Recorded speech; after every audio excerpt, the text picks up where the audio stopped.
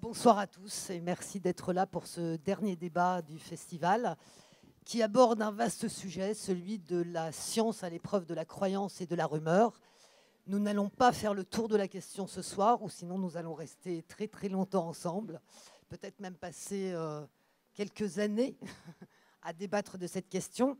Mais en tout cas, nous allons essayer d'éclairer cette trilogie science, croyance, rumeur. Alors on peut être tenté de régler la question avec le vrai, le faux. Finalement, une croyance, quand on prend le terme de croyance, c'est connoté de façon péjorative. Et quand on dit d'une opinion, quand on la qualifie de croyance, on dit en fait son manque de sérieux. La messe est dite, c'est une croyance, c'est faux. Vous êtes d'accord? D'accord. Donc pour l'instant, tout le monde me croit. Ok. Pourtant, il y a des croyances qui échappent, en fait, à cette affirmation, si on se place du point de vue, par exemple, des croyances religieuses. Et on ne peut pas se placer uniquement du point de vue de la vérité. On n'aborderait pas le sujet. On va battre un autre préjugé en brèche, c'est le fait que plus les sciences progressent, moins il y a de croyances. Non, nos sociétés modernes croient tout autant qu'hier. Vous me croyez toujours? Quelle confiance! Certaines croyances perdent du terrain, d'autres en gagnent, d'autres naissent, se réactivent. Excusez-moi, c'est ton chef qui appelle. Des croyances modernes se nourrissent du progrès scientifique, des innovations scientifiques. Je prends un exemple très simple, par exemple le clonage, qui a fait naître en fait une croyance en l'immortalité. Vous en connaissez sans doute d'autres. En outre, l'information surabondante, ultra disponible aujourd'hui, n'a pas pour corollaire de faire diminuer les croyances et peut-être au contraire, la surabondance rend plus difficile la vérification. On le voit notamment sur la toile, comme il est difficile en fait parfois de vérifier une source, de croiser des informations pour atteindre peut-être la vérité. On peut dire la même chose de la rumeur finalement, celle qui, comme une folle, court avec ses dires rocambolesques, mais à y regarder de plus près, est-ce qu'elle ne nous dit pas, la rumeur, quelque chose de nous-mêmes, de nos sociétés, de nos problèmes et au fond, en fait, est-ce que ce n'est pas une forme d'échange social qui nous éclaire sur la confiance que nous faisons aux médias ou à notre rapport au pouvoir? Alors pour m'accompagner dans cette vaste question, deux femmes. On n'est pas paritaire ce soir. D'abord, Sarah Carvello, que je vais laisser se présenter.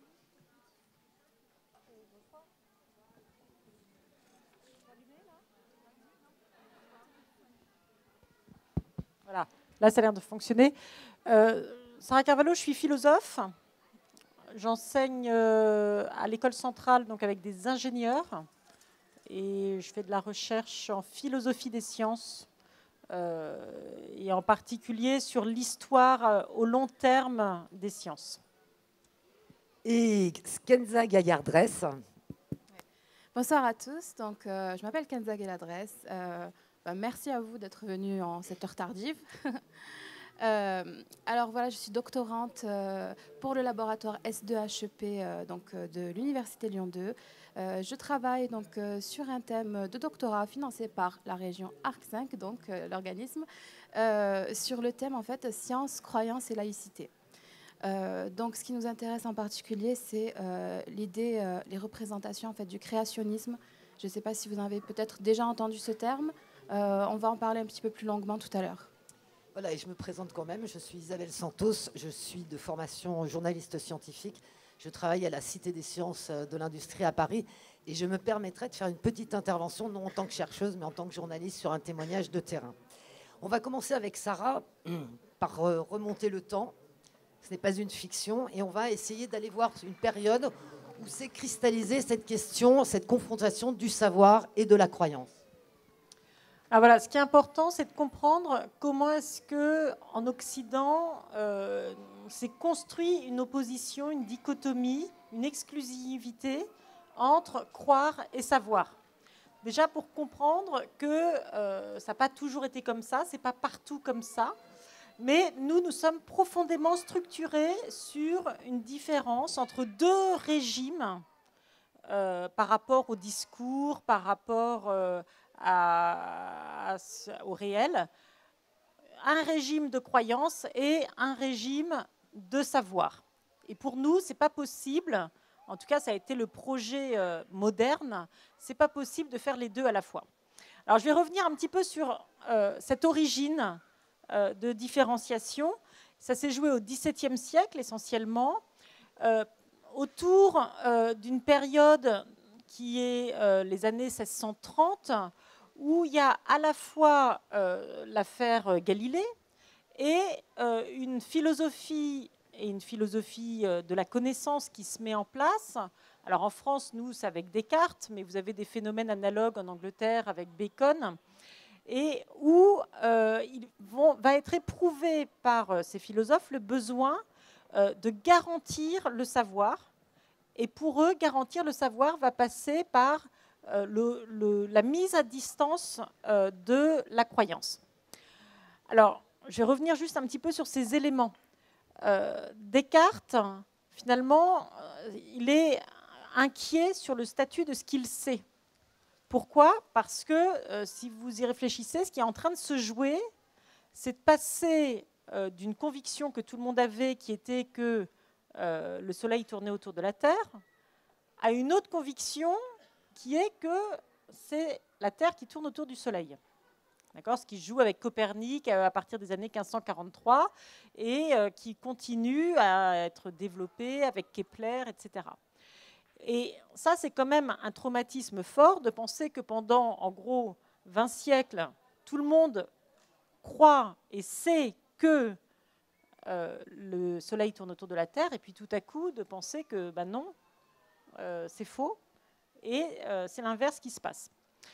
Et donc, ce qui va se passer pour Descartes, il va le vivre un peu comme une aventure intérieure, celle du doute, c'est de dire, mais finalement, qu'est-ce que je sais vraiment ? Et je vous invite à vous poser cette question, qu'est-ce que vous savez vraiment ? Évidemment, vous savez plein de choses, mais est-ce que vous les savez au sens strict ? Ou est-ce que vous croyez ceux qui vous les ont racontés, vous croyez les textes que vous avez lus, et évidemment, comme tout le monde croit la même chose que vous à peu près, ben, vous avez l'impression que c'est vrai. D'accord ? Donc ça, c'est vraiment la démarche de Descartes, mais il faut la resituer dans son contexte historique, parce qu'effectivement, il y a un ébranlement très fort du point de vue scientifique sur ce que tout le monde pensait être vrai, aussi bien les scientifiques que les gens du peuple, que le roi de la France, etc. Et donc, Descartes va dire, est-ce que je peux être sûr de quelque chose ? Est-ce que je peux être sûr de quelque chose ? Et vous savez que pour Descartes, la seule certitude qu'on puisse avoir, c'est celle que quand je pense, je suis. Hein, parce que quand je pense, il faut bien qu'il y ait quelque chose qui pense. Et donc, c'est la première certitude qui va être la source de toutes les certitudes. Autrement dit, Descartes, il est croyant, en tout cas il se déclare comme tel, hein, donc son problème n'est pas par rapport à Dieu, de savoir si c'est bien ou pas d'être croyant, etc. Mais son problème, c'est plutôt de dire qu'il y a autre chose de possible qui est absolument différent de la croyance et qui serait le savoir. Et ce dont il faut se rendre compte, c'est que c'est quand même un des actes de naissance de la science moderne, qui va essayer de retrouver les hypothèses fondamentales du savoir à partir duquel on peut construire tout le reste, hein, tout le phénomène de la démonstration, du raisonnement, de l'expérience, etc. Et par la suite, eh bien, il va y avoir une réactualisation de cette différence entre croire et savoir, par exemple au XVIIIe siècle avec Kant, hein, qui va aussi séparer radicalement le domaine de la croyance et le domaine du savoir. Hein.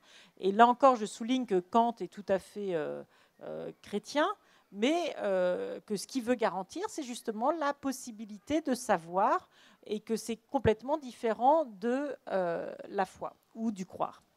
Donc, il va y avoir une relecture de toutes les découvertes scientifiques en particulier de l'affaire Galilée, puis ensuite de cette autre grande affaire autour de Darwin, peut-être qu'on en parlera au sujet du créationnisme, qui va consister à présenter la science comme une espèce d'aventure héroïque pour garantir une certitude. D'accord ? Et ça, c'est au cœur de l'Occident moderne qui a accordé une valeur au savoir et à son autonomie, d'accord, sur le fait qu'il fallait garantir une espèce d'espace pur où les scientifiques pouvaient exercer leurs recherches, pouvaient tout remettre en doute et pouvaient parvenir donc à des découvertes. Ce qui fait que, par exemple, quand vous lisez des scientifiques du début du XXe siècle comme Poincaré, Henri Poincaré, donc grand mathématicien et physicien français, il dit d'un côté, il y a la science, de l'autre côté, il y a la morale, parce que Poincaré est plus croyant au sens de Descartes ou de Kant, mais il continue à utiliser la même dichotomie. D'un côté, il y a la science, c'est ce qu'on sait, en mathématiques, on sait des choses, en physique, on sait des choses, et puis de l'autre côté, il y a les valeurs, et tout le monde peut croire telle ou telle chose, on n'est pas obligé d'être d'accord dans l'ordre de la croyance, mais ces deux domaines ne peuvent pas se rencontrer. D'accord ? Donc il y a une espèce de dichotomie qui peut friser la schizophrénie entre croire et savoir pour nous en Occident.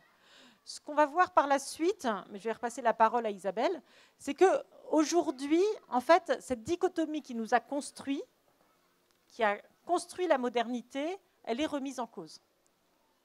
Et ce qui est remis en cause, c'est cette pureté de la science, pour montrer que dans la science, en fait, il y a des phénomènes de croyance. Et que l'idée qu'on aurait deux rapports, qui seraient un rapport de croyance d'un côté, un rapport de savoir de l'autre, cette espèce de tension fondatrice qui a été posée par Descartes, Bacon, Galilée, etc., aujourd'hui, elle est remise en cause. Merci Sarah.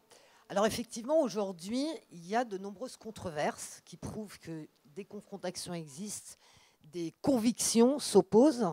On peut citer le débat qui oppose les climatologues à ce qu'on appelle les climato-sceptiques. Et puis, il y a des controverses qui se réactivent, alors qui prennent une nouvelle forme. Les protagonistes ce ne sont pas les mêmes. Et c'est ce dont va nous parler Kenza, c'est la confrontation entre les évolutionnistes, les darwinistes, pour faire court et rassembler sur ce personnage qui est très emblématique et qui cristallise énormément de rancœur, enfin en tout cas de rancœur, et les créationnistes. Alors juste avant de passer la parole à Kenza, pour que vous ne soyez pas complètement juste à l'écoute, mais que vous soyez un peu acteur, je vais vous soumettre à la question. À propos de Darwin, on reste dans le sujet. Donc, l'homme ne descend pas du singe, il est un singe, aurait dit Darwin. Est-ce que vous confirmez? Personne ne confirme? Oui? Attendez, on va vous passer le micro parce qu'on prend les questions. Merci. Est-ce que deux espèces de singes différentes peuvent avoir une progéniture? Non, mais moi, je ne suis pas là pour répondre aux questions. Je ne suis pas scientifique. Oui, mais j'ai besoin de la réponse pour construire ma propre réponse. Ah, voilà. Non, mais est-ce que l'homme... Moi, je demande juste si Darwin a prononcé, enfin, a prononcé cela. A-t-il dit que l'homme ne descend pas du singe, il est un singe? Il me semble que non. Vous aurez la réponse avec Kenza. Donc personne ne confirme que Darwin aurait dit cela.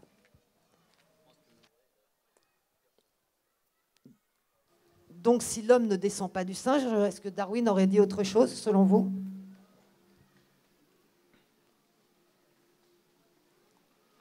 Je ne sais pas exactement ce qu'il a dit, mais je pense que le fondement de sa pensée, c'est ça. Il ne descend pas du singe, il est une autre espèce de primate non humain, enfin humain du coup, mais dans les primates. Exactement. Deuxième affirmation, la sélection naturelle, qu'on trouve justement dans cette théorie de l'évolution, c'est la loi du plus fort, c'est-à-dire que ce seraient les meilleurs qui gagnent. Est-ce que Darwin a prononcé... finalement, la théorie de l'évolution, c'est celle-ci qui conduit à penser que donc l'évolution, c'est l'amélioration et que c'est donc tout le temps le plus fort qui gagne. Juste un exemple, si vous allez sur les îles Galapagos, vous avez la réponse de ça. Il n'y a pas de loi du plus fort sur les îles Galapagos. Ils se sont adaptés et à la géographie et au climat, les oiseaux en particulier. Donc voilà, en fait... C'est mon point de vue. Mais voilà, vous êtes d'accord. Donc c'est plutôt le mot adaptation. Voilà, donc contre le singe et l'homme, en fait, les chercheurs recherchent le chaînon manquant. C'est une grande quête scientifique, une des grandes énigmes de la science, celle de trouver le chaînon manquant entre, finalement, les singes et nous. Vous confirmez, vous infirmez ?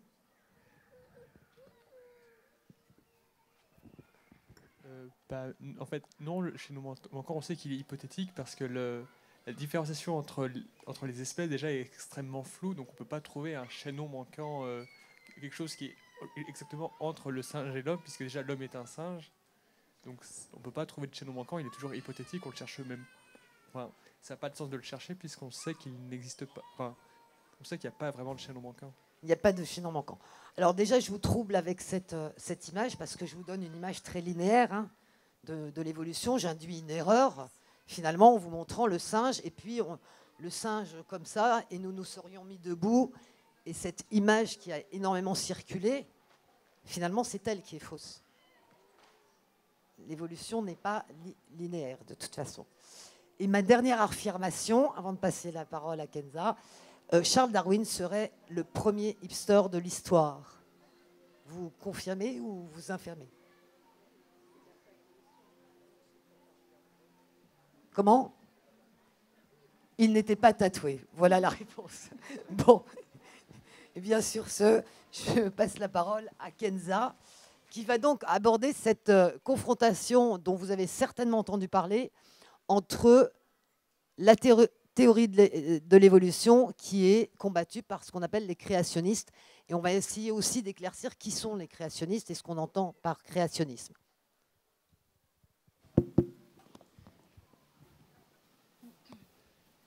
Donc, dans un premier temps, je vais revenir une toute petite minute sur les réponses du quiz dont on vient de discuter. Alors, très rapidement, pourquoi? Parce qu'on a un très bon public ce soir et que les réponses apportées ont été très proches de la vérité. Pour revenir sur la petite question qu'on a eue, pour ne pas laisser la demoiselle voilà, sans réponse, sur la question, en fait, est-ce que les singes peuvent se reproduire entre eux? C'était ça? Est-ce que deux espèces de singes différents? Alors en fait, c'est tout le problème aujourd'hui dans la communauté scientifique de la définition d'une espèce. Donc pendant longtemps, on vous aurait répondu non, tout simplement, parce qu'on pensait que par définition, deux espèces ne pouvaient pas se reproduire ensemble. Alors, je ne peux pas vous donner d'exemple de singes qui se seraient reproduits ensemble. Par contre, on sait très bien aujourd'hui qu'il existe des espèces de poissons, entre autres, appartenant à deux espèces complètement différentes, qui ont pu avoir une descendance qu'on appelle hybride. Voilà. Donc des espèces qui ont pourtant des millions d'années d'évolution différentes. Oui? Attendez, on va vous donner un micro. Merci.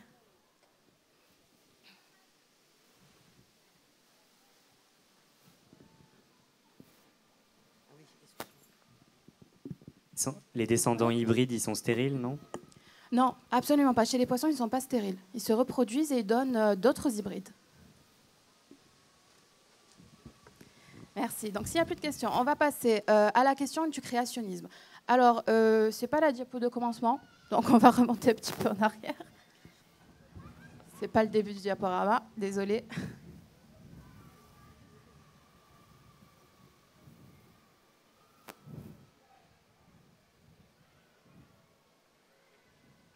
Voilà, on y est. Alors, pour vous expliquer un petit peu le créationnisme, d'abord, alors je vais revenir un petit peu sur ce que nous a appris Sarah. Donc, la question des croyances qui seraient absolument opposées, antinomiques, avec... oui. Changement de micro.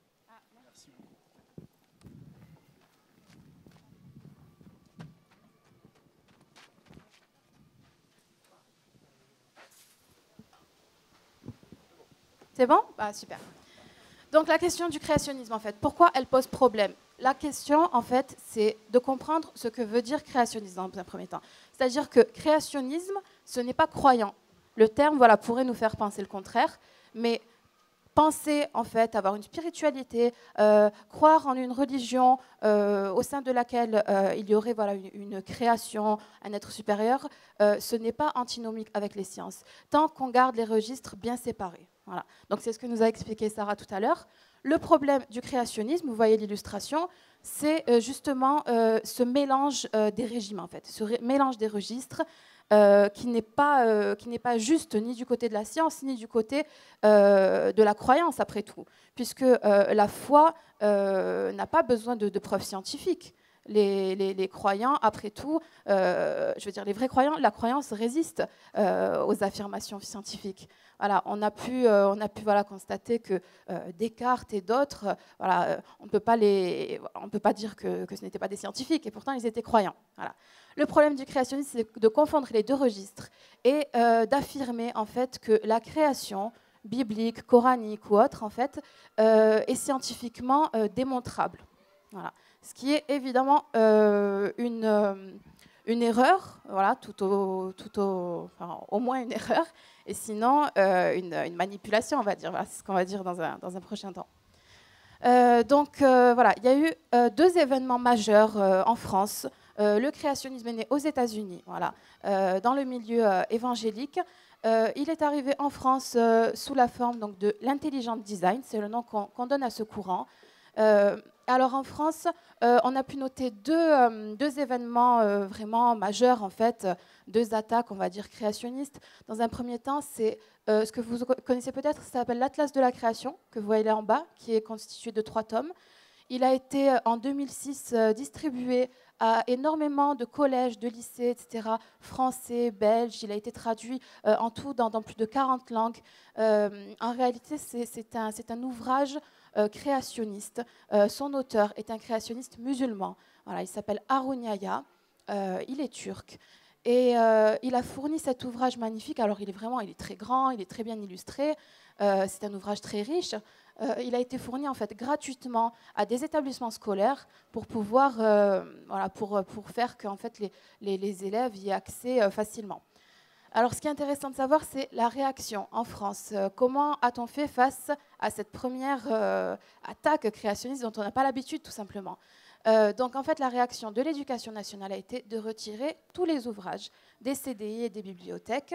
Alors, on peut les comprendre. Le problème, c'est que cette motion de censure, on va dire, a intrigué les élèves. Voilà. Et le lendemain de ce retrait, donc, le nombre de clics sur le site internet du créationnisme a explosé.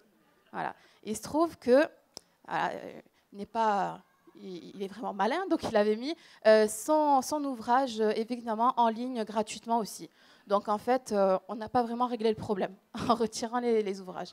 Peut-être qu'on aurait pu organiser des débats avec le prof d'SVT qui aurait présenté, comme aujourd'hui un petit peu avec ce quiz en fait, qui aurait présenté cet ouvrage créationniste en demandant aux élèves voilà, ce qu'ils en pensent, quelles pourraient être les motivations en fait de l'auteur d'un tel ouvrage.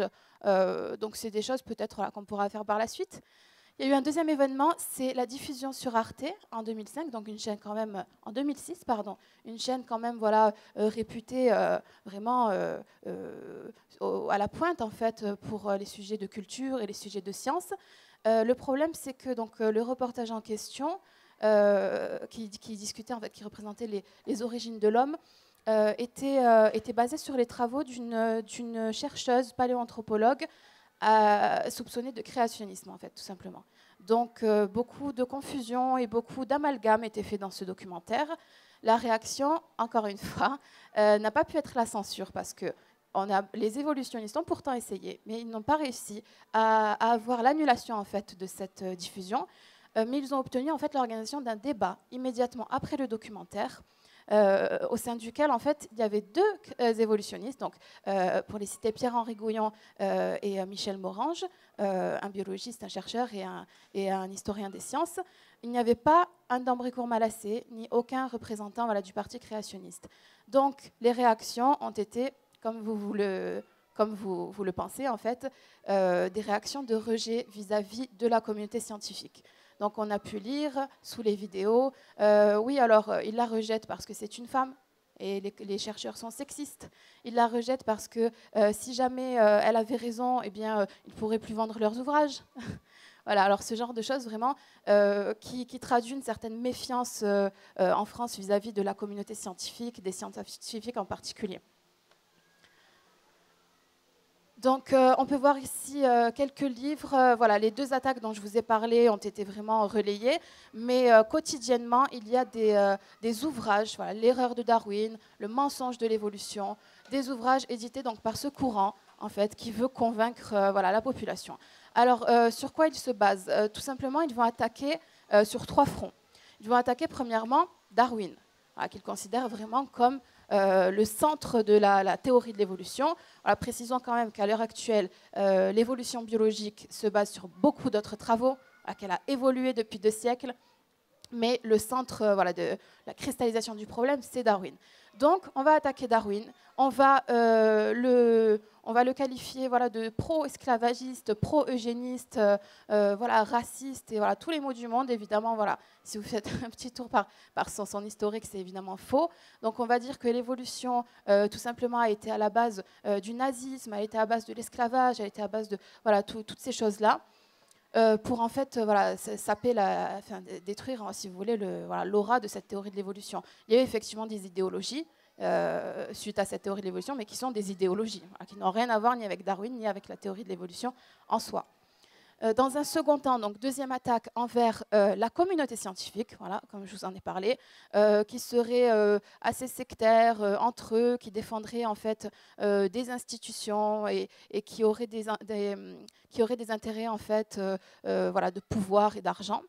Et le troisième point, les troisièmes personnes qui vont attaquer, ce sont les scientifiques eux-mêmes. En fait, ça va être, les scientifiques ne sont déjà pas d'accord entre eux, alors comment peuvent-ils vous convaincre qu'une théorie existe? Il faut savoir que la théorie de l'évolution aujourd'hui, c'est très compliqué, il y a effectivement des débats, des courants, etc. qui s'opposent, même si tout le monde est d'accord sur la base. Donc voilà, s'ils ne sont pas d'accord, comment pourraient-ils vous convaincre?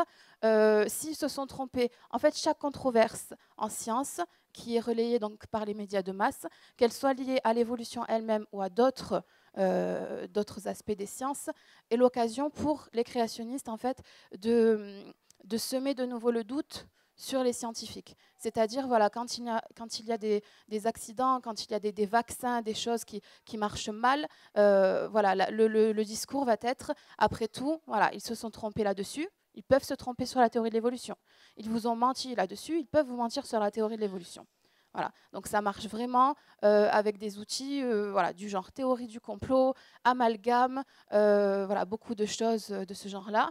Il faut savoir aussi que ce sont de très bons communicants. Malheureusement, les chercheurs en sciences aujourd'hui manquent un petit peu de formation. Je vois des sourires, donc tout le monde est d'accord. Manquent un petit peu de formation en fait à la communication avec les grands publics. Voilà. Donc ils sont vraiment habitués à communiquer avec leurs pairs dans des termes, on va dire, voilà, jargonnés, etc. Ils sont beaucoup moins habitués à communiquer voilà, avec le grand public. Donc ça, associé à la très bonne communication des créationnistes, le doute commence à s'installer dans les populations.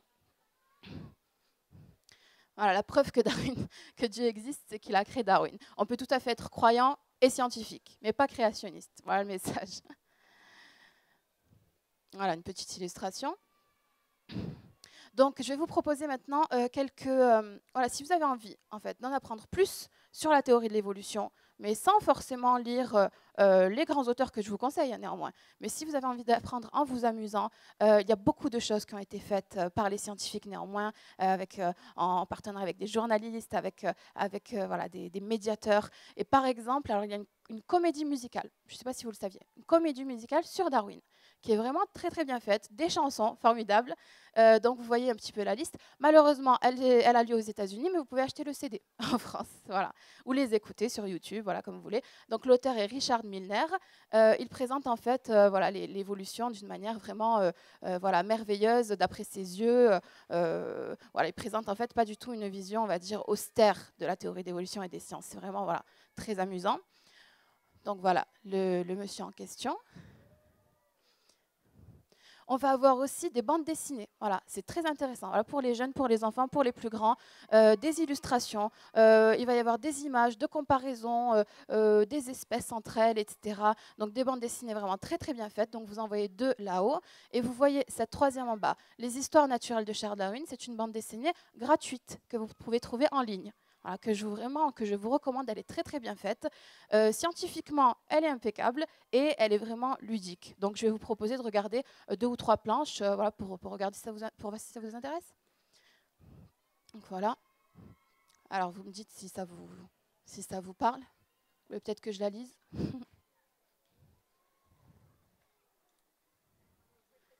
Vous voulez que je la lise? Très bien. Alors, maintenant, messieurs, répétez après moi. C'est du latin, en fait. C'est pendant un cours de latin, donc, auquel Darwin assiste.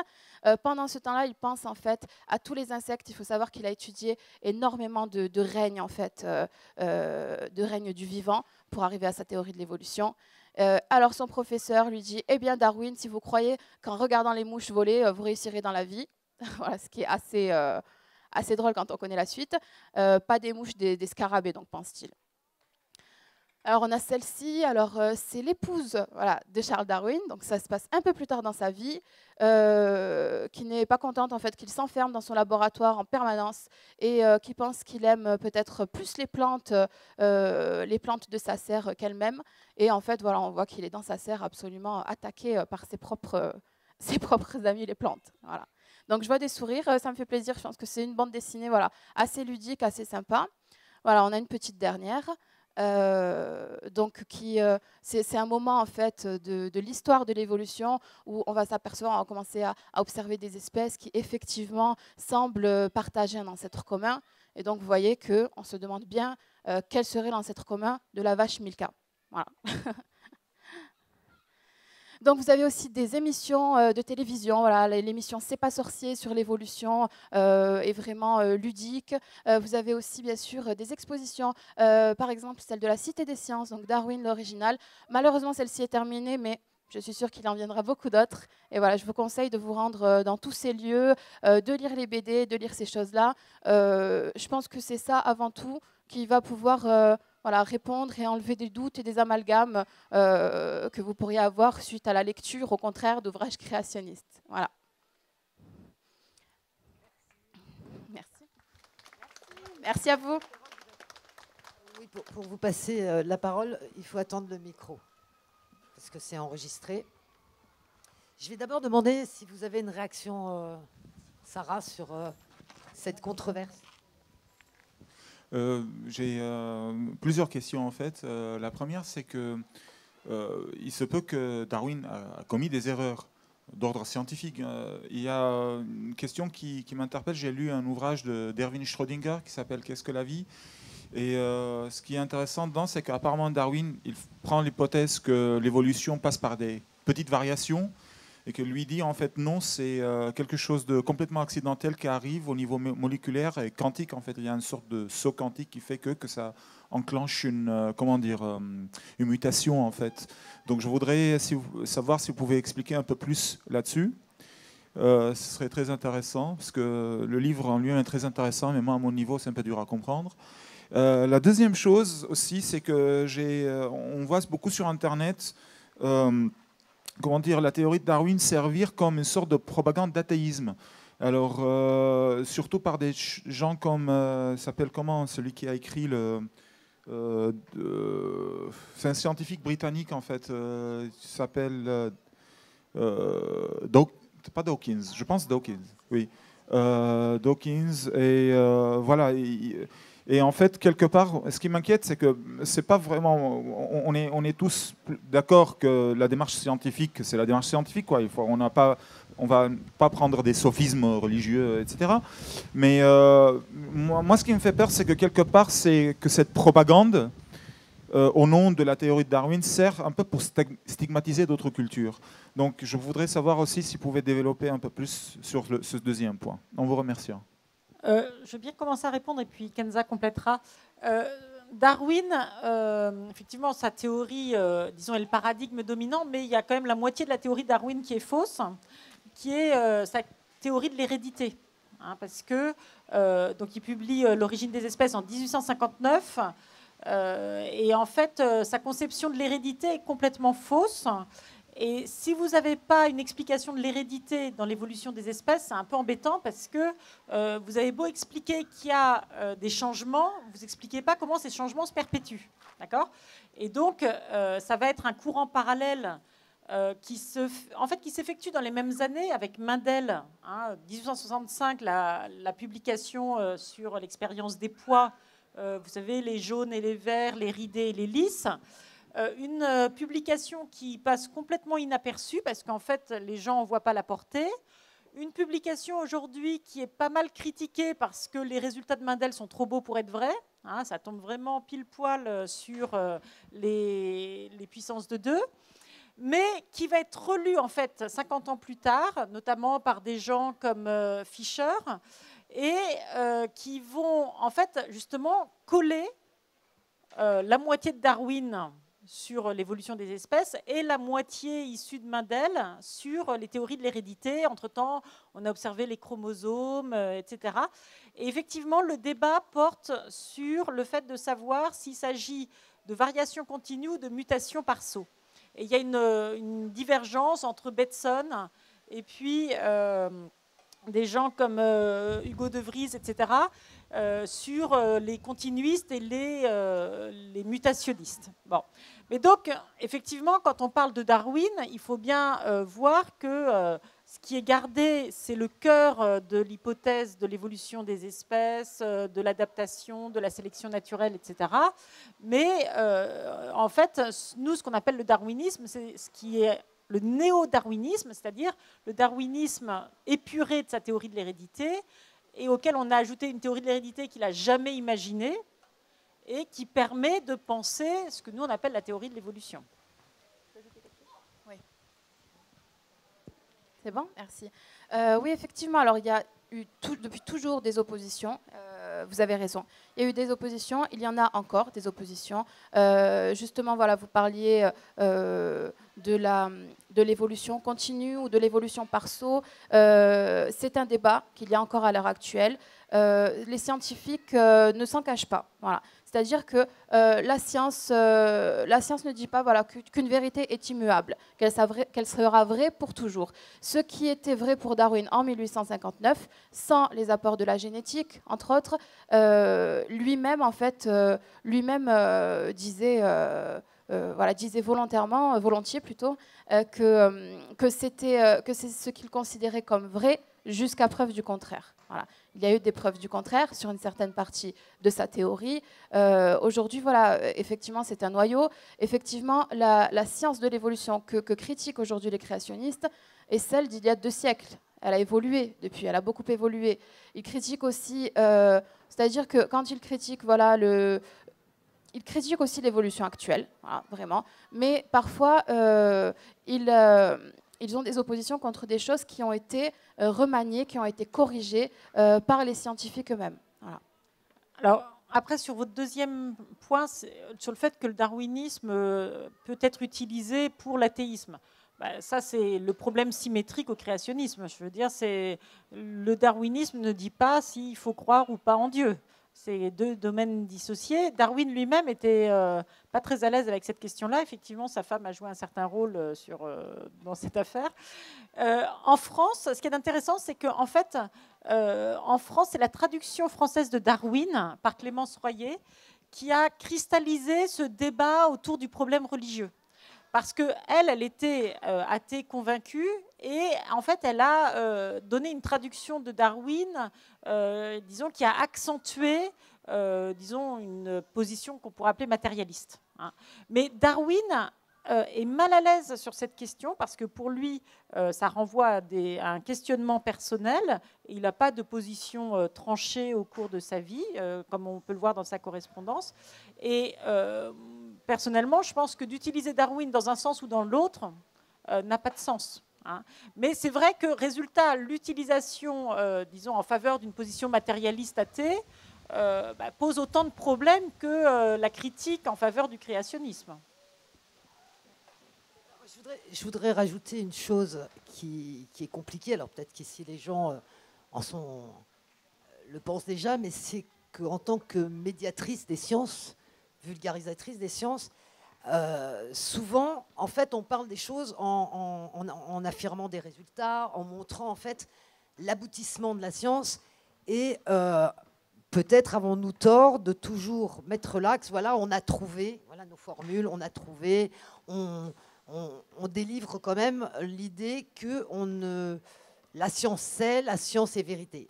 On ne parle que très peu de la démarche scientifique, de ses tâtonnements, de ses erreurs, qui sont intrinsèques à la science elle-même. Il faut se tromper pour avancer.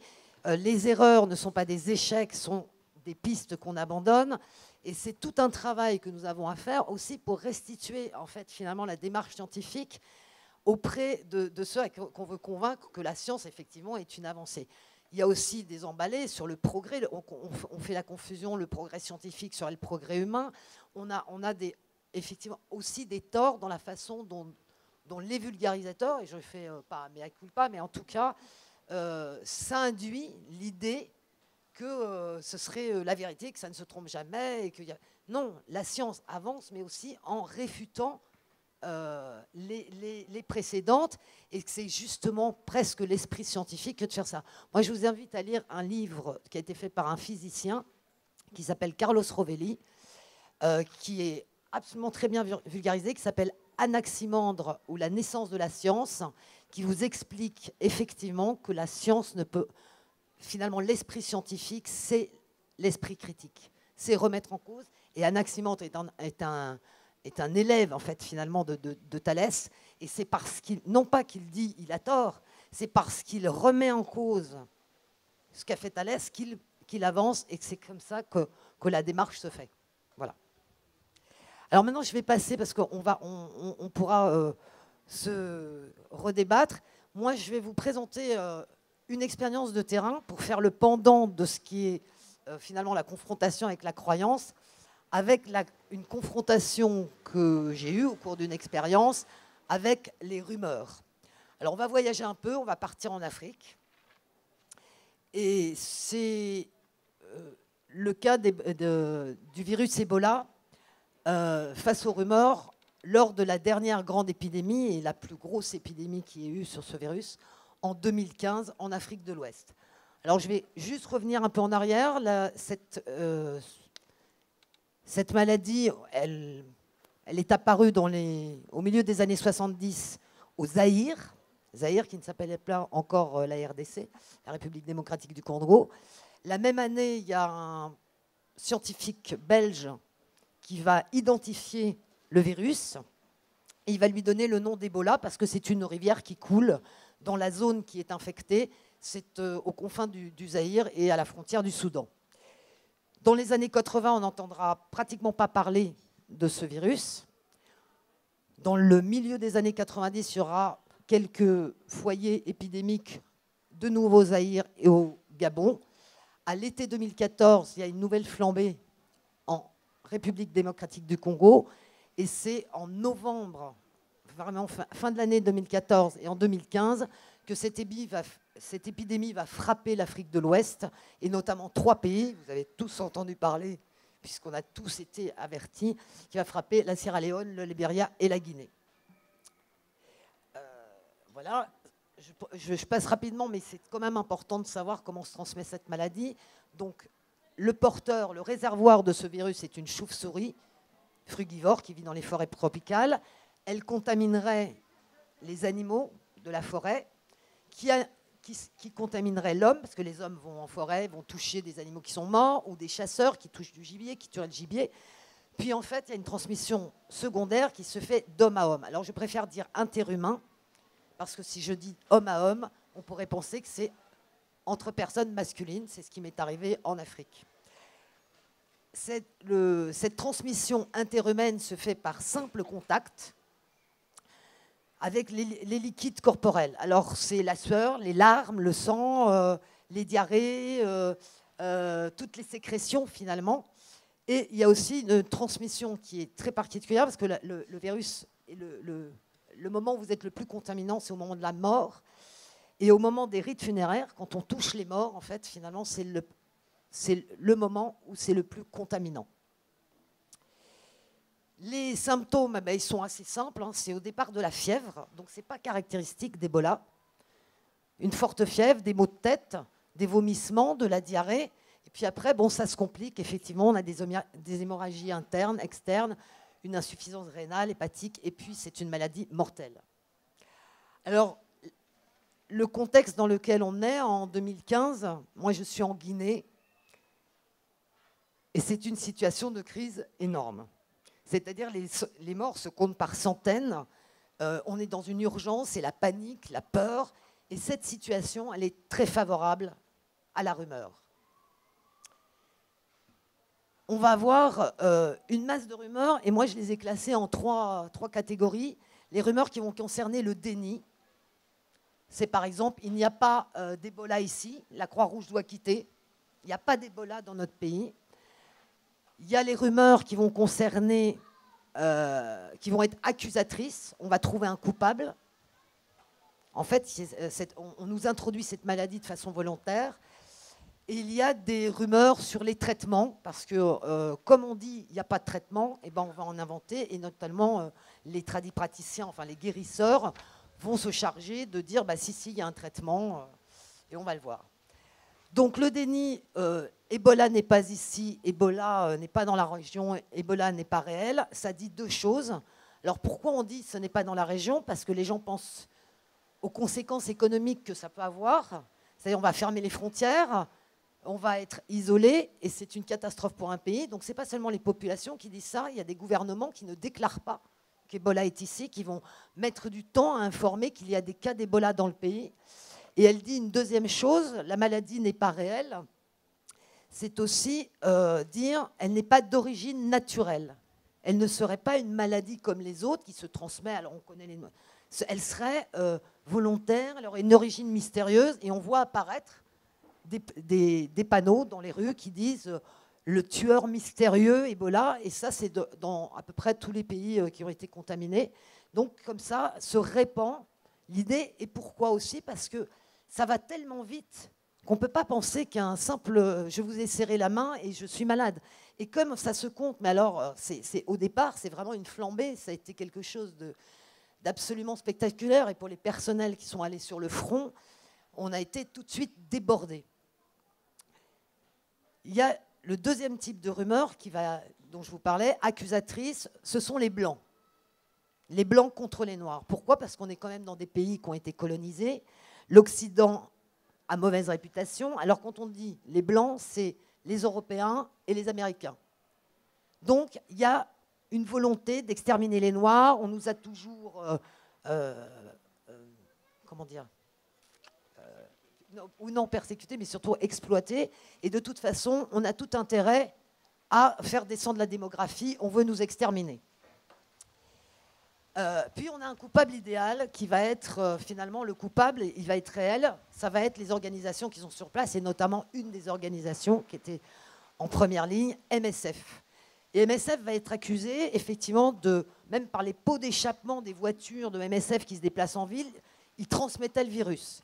On va dire ils sont volontaires pour nous transmettre le virus. Ils vont être accusés de se livrer, en fait, pour l'Europe, à un trafic d'organes et à un trafic de sang.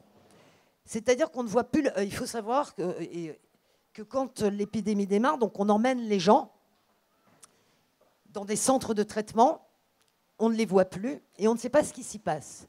Alors, quand on voit ces centres de loin, il y a des containers qu'on amène, on fait des trous, et les gens disent dans les containers, ils emmènent les organes, ils emmènent le sang, il y a des hélicoptères qui vont venir. Donc toute cette opacité autour, en fait, des centres de traitement est gérée, comme on le voit par MSF, va se créer des légendes, mais qui ne naissent pas de nulle part. C'est effectivement, on ne sait pas, et toute la suspicion qui est autour de cela.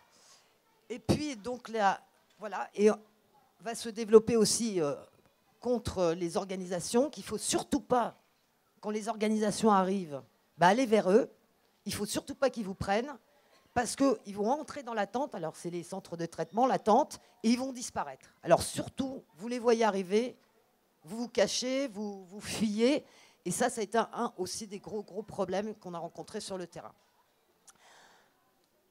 la transmission par l'air. Alors sur la transmission, un certain nombre de rumeurs, parce qu'on ne peut pas s'imaginer que juste parce qu'on a, je ne sais pas, nettoyé le vomi de son enfant ou qu'on ait consolé quelqu'un qui pleurait, on ait pu attraper la maladie. Comme on ne sait pas bien, et on n'a pas beaucoup d'explications sur la transmission, on sait une chose, et c'est un peu ce que, je ne sais pas si vous avez lu La peste de Camus. Dans La peste, Camus raconte un épisode de peste bubonique où les Oranais, en fait, voient des incinérateurs, parce qu'on incinère les morts, il y a des fumées, et va naître exactement cette légende, que la peste se transmet par les airs. Et bien là, c'est pareil. Au départ de la maladie, il faut se débarrasser des corps très vite, ils sont contaminants. Et dans les incinérateurs, donc, on installe les incinérateurs, on brûle aussi tous les matériels souillés en permanence. Et ces fumées qui se dégagent autour des villes, eh bien on dit ça se transmet par les airs, ça se transmet par le vent, c'est ça qui apporte la maladie. Ce qui apporte la maladie aussi, c'est les pulvérisations. Alors on débarque dans les villages, on enlève les cadavres, on pulvérise un truc qui sent extrêmement mauvais, c'est le chlore. On ne sait pas ce que c'est, parce qu'à haute dose, le chlore est étouffant même. Il produit, il vous fait pleurer. Et donc les gens se disent, les pulvérisations, c'est ce qui nous amène Ebola.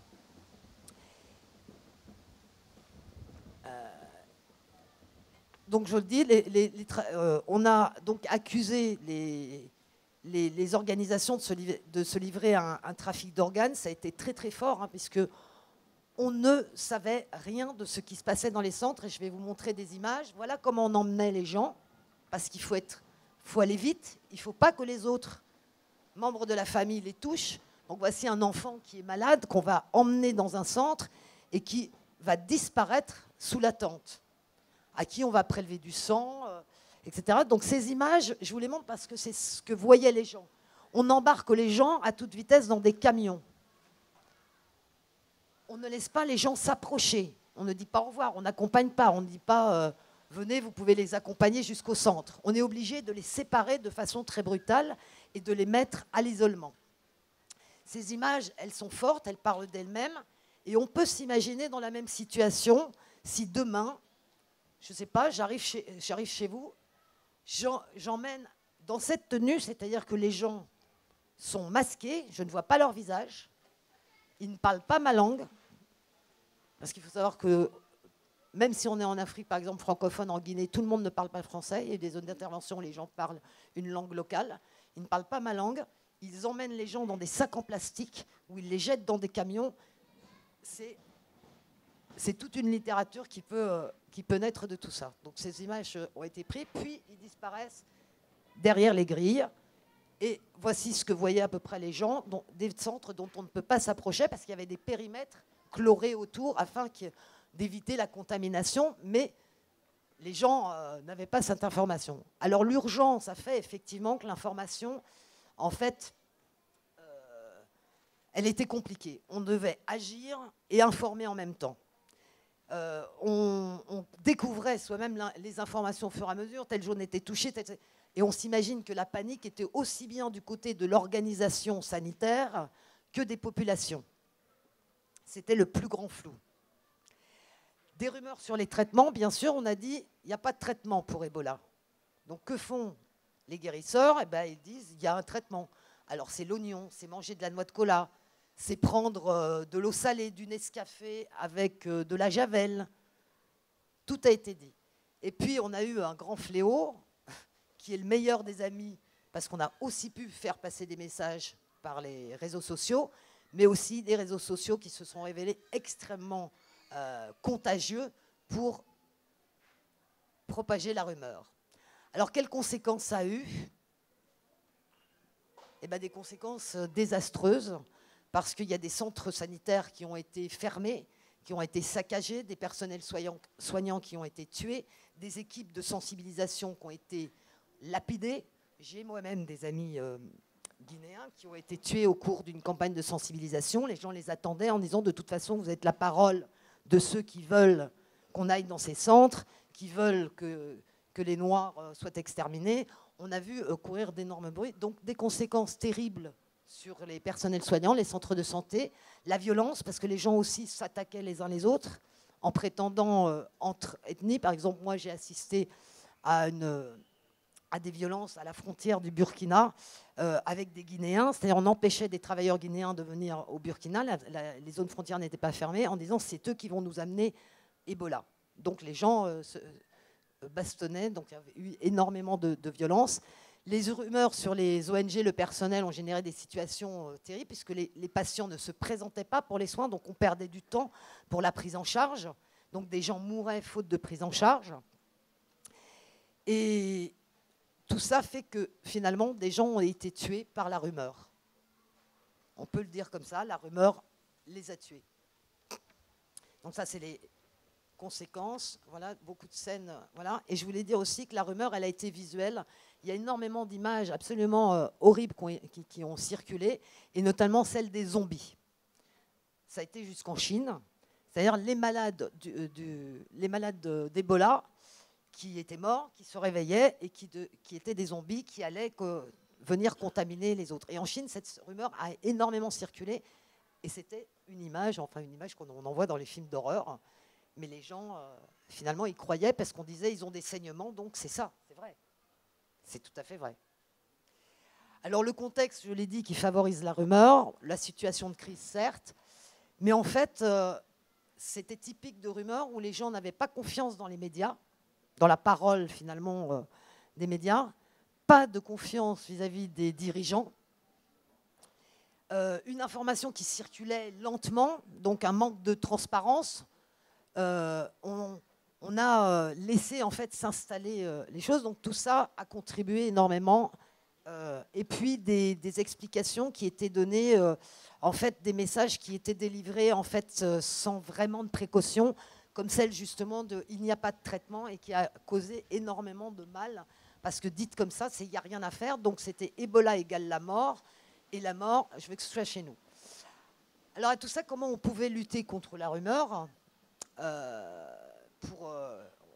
moi je ne vous ferai pas une thèse sur comment lutter la rumeur, mais en tout cas on a énormément travaillé, notamment avec les anthropologues, et ça a été un des grands apports en fait sur cette crise, qui a permis que la fin de la crise soit beaucoup mieux gérée,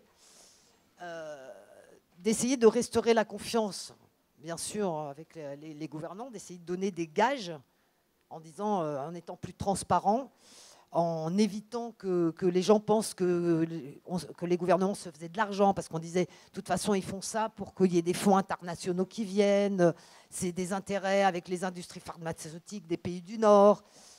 Donc, restaurer la confiance. Mais ça a été surtout de bien comprendre les contextes dans lesquels on intervient, d'avoir une culture sur les cultures locales. Et je vais prendre un exemple pour ne pas être trop longue.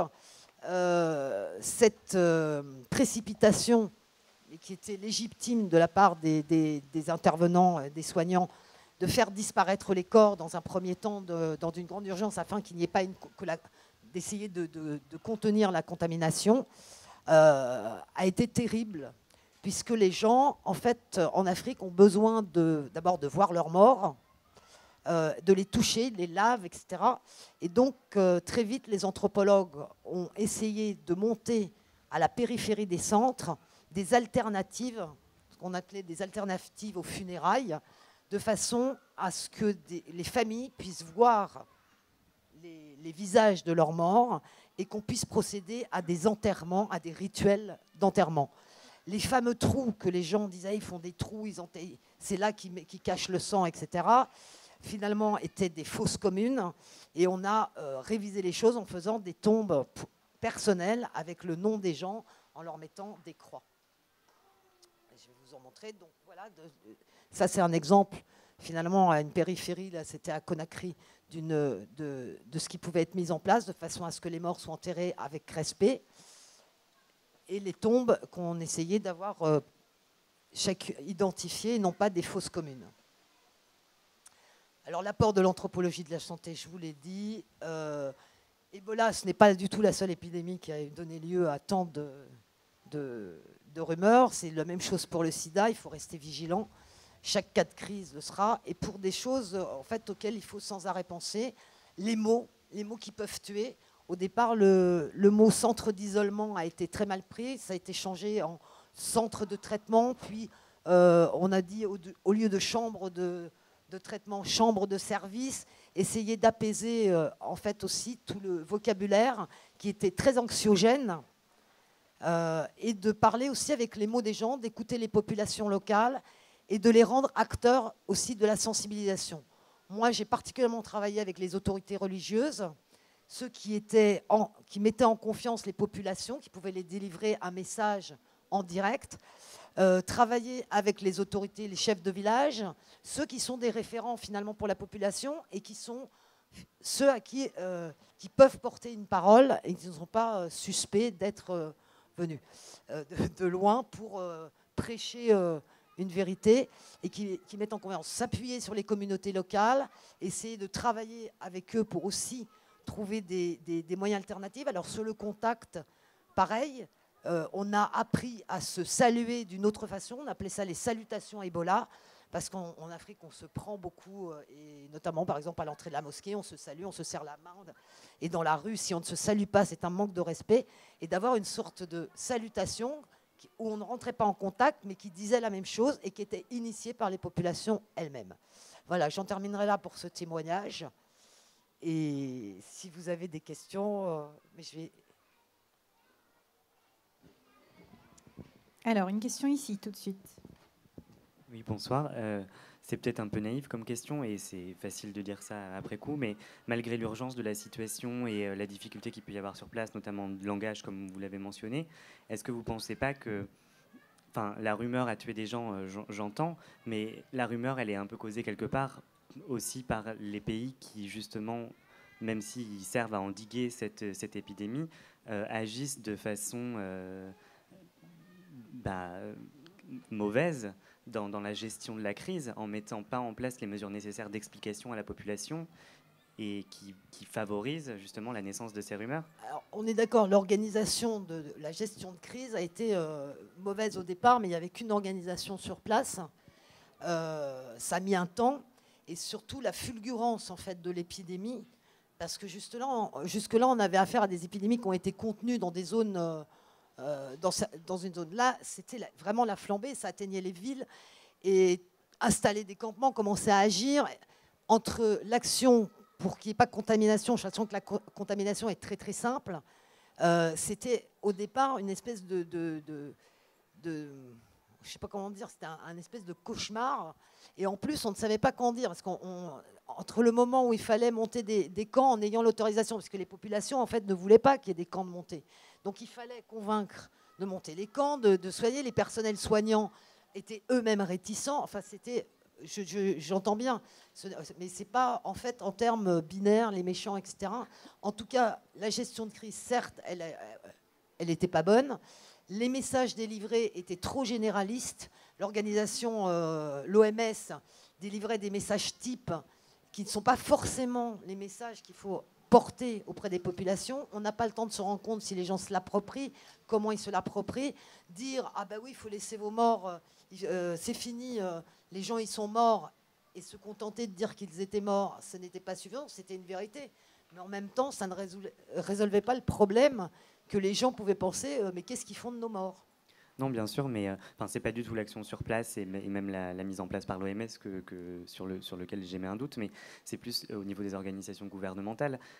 C'est pour moi un peu difficile de penser que des gouvernements comme les États-Unis ou même des pays d'Europe puissent pas avoir des plans de gestion de crise qui soient adaptés à ce genre d'épidémie, sachant déjà qu'il y avait eu par exemple l'épidémie du sida et d'autres genres d'épidémies qui sont peut-être potentiellement à craindre.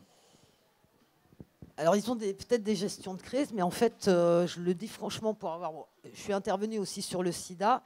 Là, on s'est de nouveau heurté, en fait, finalement, la même chose, comme si on n'avait pas été prévenu. Enfin, comme si on était mal averti. Et je trouve qu'on a mis un temps, finalement, à justement ajuster les choses aux contextes locaux. Et puis, on survenait aussi dans des contextes, alors ça, c'est une chose qu'on dit, qui ne sont pas des situations stables. La Guinée était en crise politique. C'est aussi des choses qui accréditent, par exemple, la connivence entre les gouvernements de ces pays-là et les gouvernements occidentaux, parce qu'ils ont des intérêts, ils font du... Voilà, donc ça, en fait, c'est à prendre en compte, bien sûr, on aurait pu l'anticiper, mais la crise, on ne l'a pas anticipée. La crise sanitaire, elle est arrivée très vite, on n'a pas su, en fait... bon, à la fin, ça s'est mieux passé, je suis retournée en Guinée, on n'est pas lapidé. Je peux peut-être rebondir sur cette question. Je pense qu'on a réagi comme on sait réagir dans nos sociétés, c'est-à-dire de façon médicale.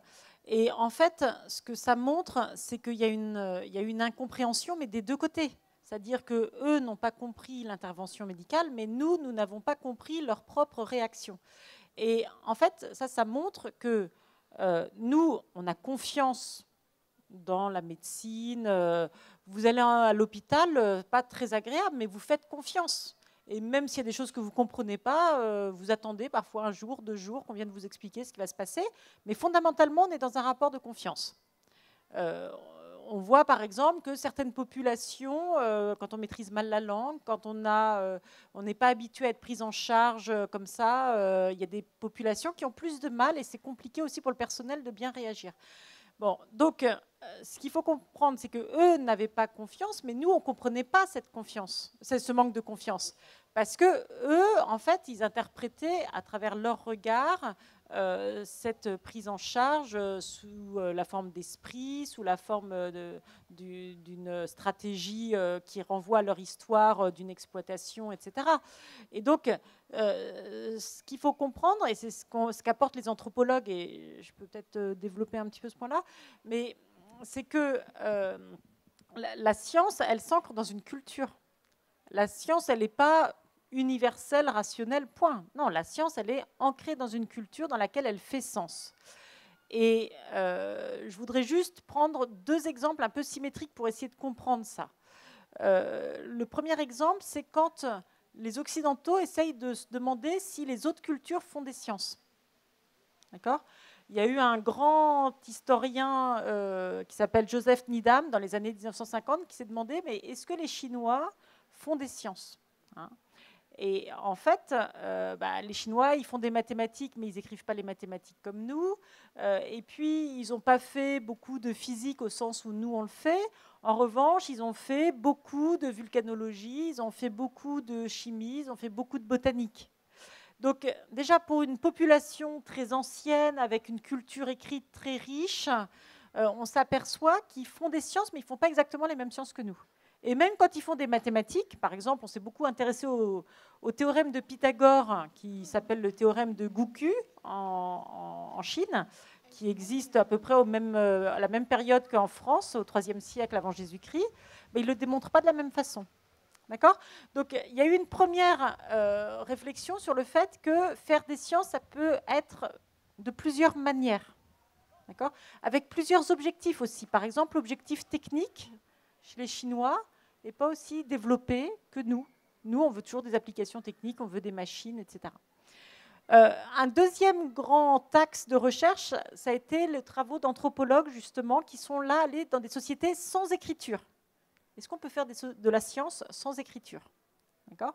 C'est en particulier des travaux qui ont été menés par ce qu'on appelle des ethnomathématiciens.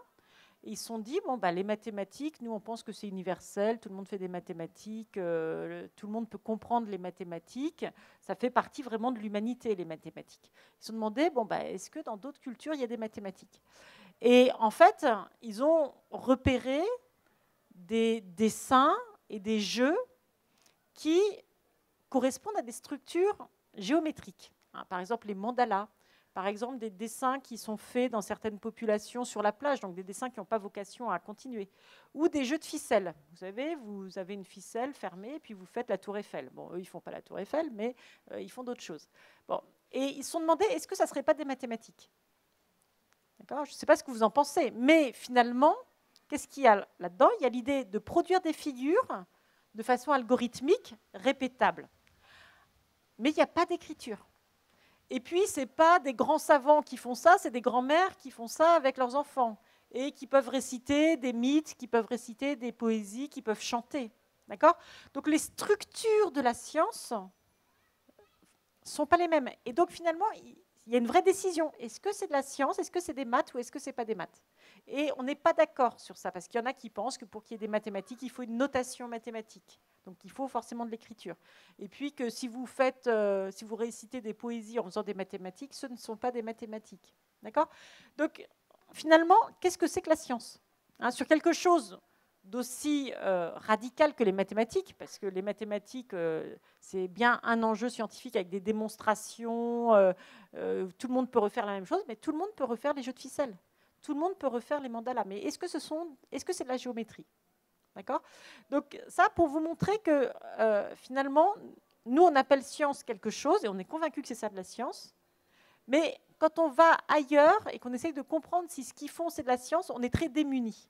Parce qu'ils ne font pas de la science comme nous. Ça, on peut être sûr de ça. Est-ce qu'ils font de la science? Là, il va y avoir des débats. Donc ça, c'est la première chose. La deuxième chose que je voudrais dire, c'est par rapport à ce que nous faisons. En fait, il y a eu beaucoup de travaux ces derniers temps pour montrer que la manière dont nous faisons la science est une manière très culturelle. Et ça, il y a eu un grand apport des féministes sur ce point-là, qui se sont intéressés aux sciences du vivant, et qui ont montré que, bon, ça, ce n'était pas une découverte, mais enfin que les sciences du vivant, comme toutes les sciences en Occident, ont été faites essentiellement par des hommes. D'accord?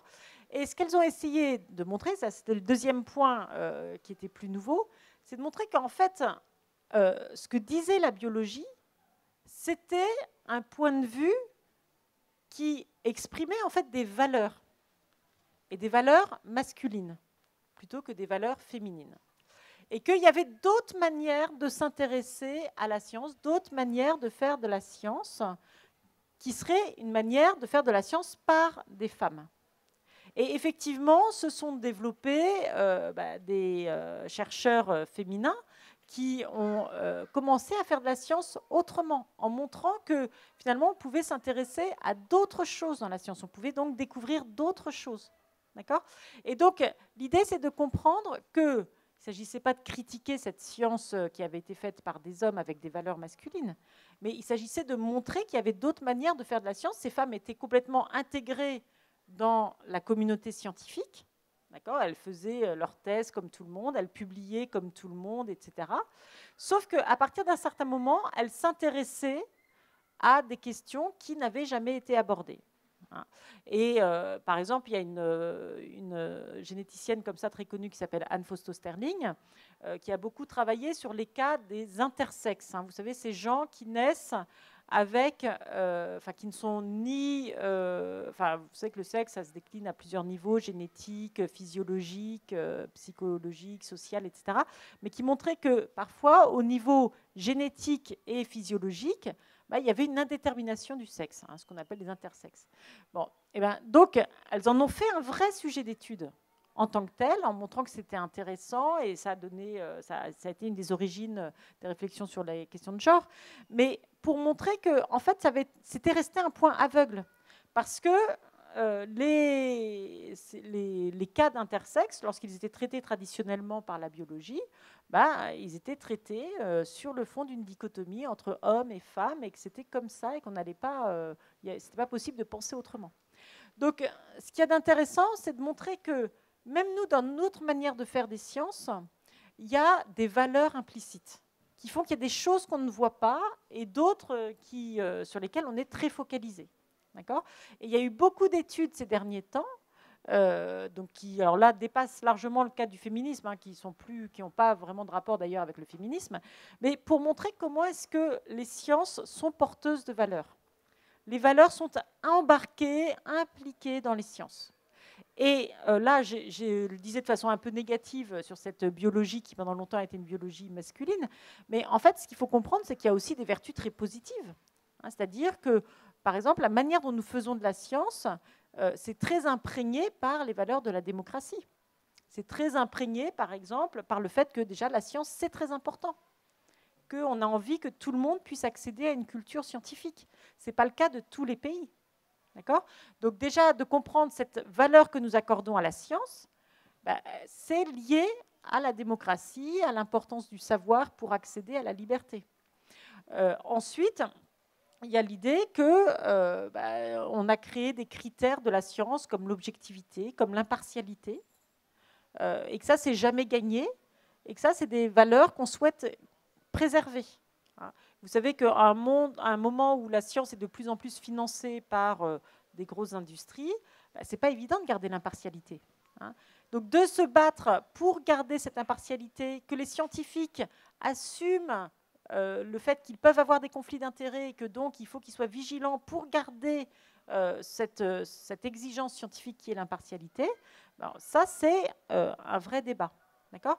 Mais donc l'idée aujourd'hui, c'est de comprendre qu'on n'est plus dans une séparation stricte entre science et croyance ou entre science et valeur, mais que c'est important de les expliciter et de les mettre en débat. D'accord ? Alors, il y a des effets troublants comme le créationnisme, il y a des effets troublants comme Ebola, c'est-à-dire on s'aperçoit que les choses sont moins simples que ce qu'on aimerait qu'elles soient. Mais ce qu'il y a d'intéressant, c'est de montrer que justement, c'est un lieu de démocratie, de réfléchir sur ce que nous faisons dans les sciences et sur la place des sciences dans nos sociétés, dans nos vies et éventuellement dans les relations nord-sud ou dans les relations avec d'autres cultures et d'autres pays. Je voudrais compléter juste sur l'idée des valeurs. La science n'est pas absente des représentations du monde dans lequel elle vit, de l'époque à laquelle elle vit. Et je racontais à Sarah une petite anecdote sur la paléanthropologie. Les paléanthropologues étaient souvent des hommes. On nous a souvent raconté finalement cette image que l'homme préhistorique était chasseur, et on voit ces images de femmes cousant les peaux de bêtes près du foyer. Un jour, il y a quelques années, au moment où la génétique commence à travailler avec d'autres sciences, des paléontologues découvrent une sépulture où donc il y a des ossements et des silex. Premier réflexe des paléontologues, c'est de dire « Ah, nous sommes tombés sur une sépulture du tailleur de pierre ». Vous êtes pour l'instant d'accord. Une généticienne qui travaillait avec cette équipe fait donc l'analyse génétique des ossements et on découvre que c'est une femme. Et première réaction de l'équipe à qui elle vient porter cette nouvelle en disant il paraîtrait, ah, c'est donc la femme du tailleur de pierre. Il était compliqué de penser que peut-être les femmes, finalement, la représentation qu'on a de l'organisation sociale à une époque, on l'a plaquée sur le fait qu'à la préhistoire, déjà, les femmes étaient au foyer et les hommes étaient à la chasse. Voilà. Et on n'est pas exempt sans arrêt, il y a des sociologues qui l'ont très bien montré, de nos propres préjugés qui induisent finalement des représentations qui seront peu à peu démenties. C'est exactement comme l'idée linéaire au départ de l'homme s'est levé, s'est mis à marcher, etc., qui est les avancées, les représentations, le buissonnement, on serait finalement une espèce parmi d'autres. C'est compliqué que cette représentation finalement s'installe et elle peut être remise en cause bien après. Voilà ce que je voulais dire. Donc peut-être un mot de conclusion, parce qu'on va être obligé de vous libérer. Alors moi j'ai juste une bonne nouvelle pour la fin, mais je veux vous le dire et vous irez le vérifier. Il paraîtrait qu'on ait mis un vaccin au point, enfin des chercheurs américains de l'université de Yale, Y-A-L-E, ont mis au point un vaccin contre les fausses nouvelles. Vous irez vérifier sur Internet, il y a eu pas mal de choses qui sont passées. Il y a un reportage sur France 24, il y a des choses sur Europe. Vous irez vérifier et c'est une bonne nouvelle parce que j'espère qu'on sera tous vaccinés. Il ne s'agirait pas de se faire une injection. Ils ont finalement inoculé des fausses nouvelles. Ils ont procédé comme pour le vaccin sur 2000 personnes et vous irez voir les résultats. Je vous souhaite une bonne... Je vais donner la parole à Kenza si elle a un mot de conclusion. Merci. Voilà, alors pour revenir un petit peu sur l'ensemble des choses qui ont été dites, effectivement, j'ai l'impression qu'une idée qui ressort, c'est la symétrie en fait, entre les deux parties. C'est-à-dire que souvent, dans l'histoire d'une controverse, que ce soit Ebola, que ce soit le créationnisme, il y a faute, entre guillemets, dans les deux parties. C'est-à-dire qu'effectivement, en tant que public, vous devez être critique à l'encontre, effectivement, des gens qui essaient de confondre voilà, pour ce qui est du créationnisme, qui essaie de confondre la science avec les croyances. Et de l'autre côté, effectivement, des évolutionnistes, athéistes, entre autres, qui veulent vous convaincre que vous ne pouvez pas en croire en Dieu. De la même manière, sur Ebola, voilà, les problèmes ne se situent pas d'un côté ou de l'autre. Il y a une incompréhension, voilà, des deux côtés. Donc, voilà, le dernier conseil sera faites appel à votre esprit critique. Voilà, merci à vous.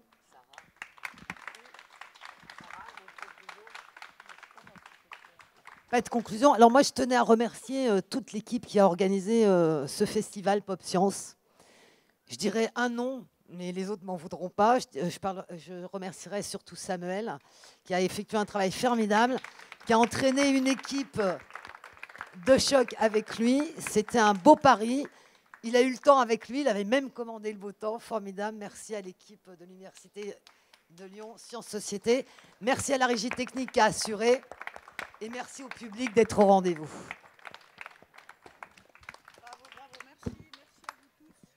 Merci à vous tous. Effectivement, c'est la fin du festival Pop Science. Mais rendez-vous maintenant sur le portail, parce que maintenant tout sera sur le portail. Donc comme ça, vous allez avoir tous les rendez-vous, les agendas.